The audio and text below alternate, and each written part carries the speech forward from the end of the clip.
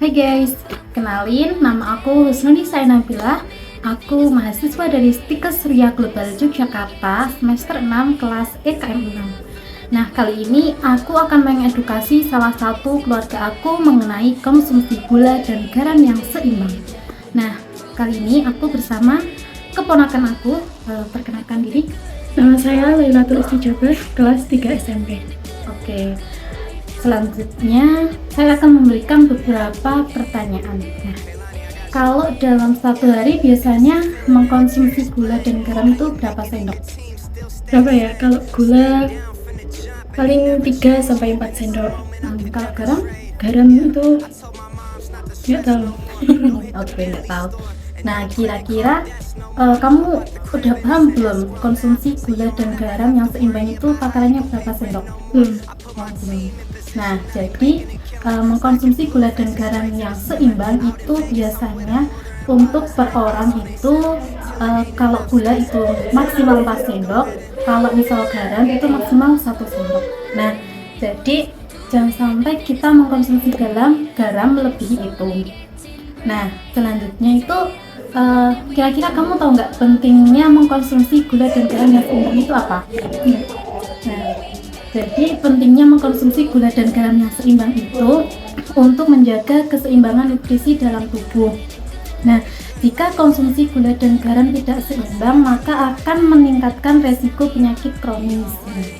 Kira-kira kalau kebanyakan mengkonsumsi gula, apa yang akan terjadi? Diabetes. Terus jadi bisa meningkatkan resiko diabetes, terus obesitas, terus juga bisa meningkatkan resiko penyakit jantung. Nah, kalau misalnya kelebihan garam, kalau kelebihan garam itu umumnya itu kan hipertensi atau tekanan darah tinggi. Kemudian ada juga gangguan ginjal kayak nanti kan kalau ginjal fungsinya itu kan menyaring cairan-cairan yang masuk ke dalam tubuh. Nah, jadi ketika ada konsumsi garam yang berlebih, maka sel jaringan di dalam ginjal itu akan bermasalah. Jadi ini fungsi ginjal untuk menyaring itu jadi tidak berfungsi secara optimal, sehingga nanti bisa menyebabkan adanya gagal ginjal karena penyaringan ginjalnya sudah tidak berfungsi secara sempurna. Nah, kemudian kalau kelebihan garam itu juga bisa menyebabkan hipertensi bisa menyebabkan dehidrasi juga. Tahu nggak dehidrasi itu apa? Kekurangan air minum putih. Salah satunya itu termasuk. Nah, secara pengertiannya sih kan dehidrasi kan terlalu banyak mengeluarkan cairan tubuh, tapi dari dalam diri kita itu kekurangan.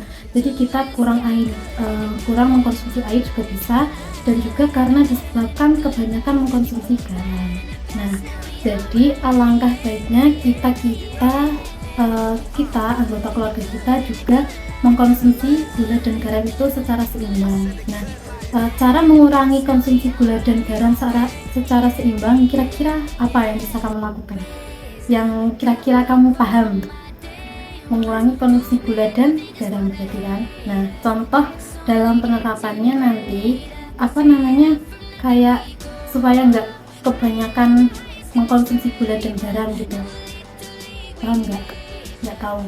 Nah, jadi kita bisa melakukan pengurangan dalam menggunakan garam dengan cara mengurangi makanan-makanan yang kita beli secara instan. Jadi kita membuat masakan itu kita masak sendiri gitu, bukan dari kayak yang olahan buatan kayak misalnya mie instan. Nah, mie instan kan sudah jadi tapi kita harus masak lagi kan. Nah, jadi kan tetap aja bumbunya biasanya kan kalau satu porsi itu kan garamnya itu kayak lebih banyak kan, jadi ini keasinan gitu. Nah, makanya alangkah baiknya itu kalau makan itu hasil masakan dan dari racikan sendiri. Jadi takaran garamnya itu tidak berlebihan.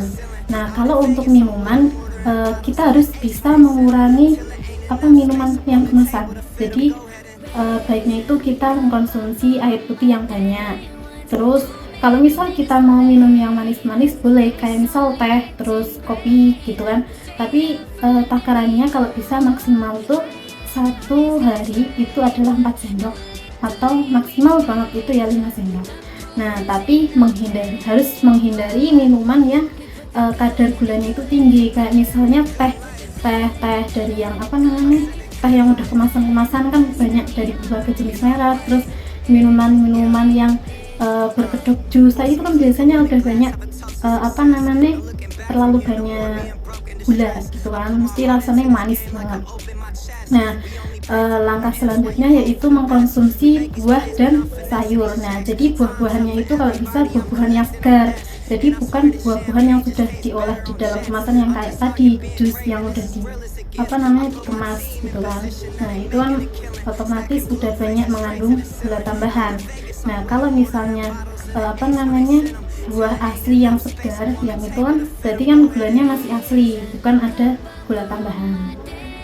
Gitu. Jadi itu takaran gula dan garam supaya bagaimana di kita itu jangan sampai terjadi peningkatan resiko penyakit kronis gitu. Nah, mungkin cukup sekian video kali ini. Sampai jumpa.